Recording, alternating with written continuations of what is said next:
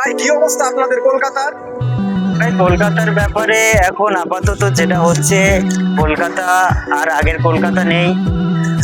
আগের মতো আর কোনো সিচুয়েশন নেই, পরিস্থিতিও খুব চেঞ্জ হয়ে গেছে। সত্যি কথা বলতে মানুষ কিন্তু এরকম চায়নি, যেটা আজকের মানুষের সঙ্গে করা হচ্ছে। মানুষ কিন্তু এটা চায়নি মোটেও।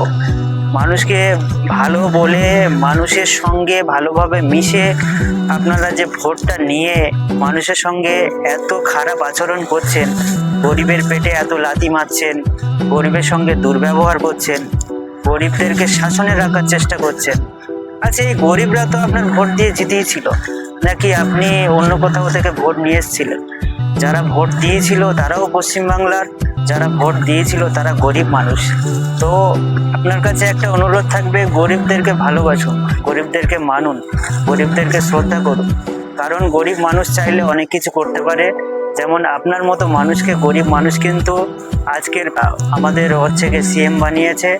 এবং আপনিও গরিবদেরকে দেখুন, আশা করি আপনার দিনগুলো আরো রঙিন হবে। আর সত্যি কথা বলতে কি, গরিবের পেটে লাথি মারবেন না, কারণ দুমুঠো অন্যের জন্য মানুষ অনেক কিছু করে থাকে, অনেক কিছু করে। এত বছরের দোকানপাট, এত বছরে তাদের একটা একটা উৎস আপনি ভেঙে এইভাবে তছনছ করে দিচ্ছেন, এটা কিন্তু ঠিক হচ্ছে না অ্যাকচুয়ালি। আপনি একটু কথাগুলো ভাববেন।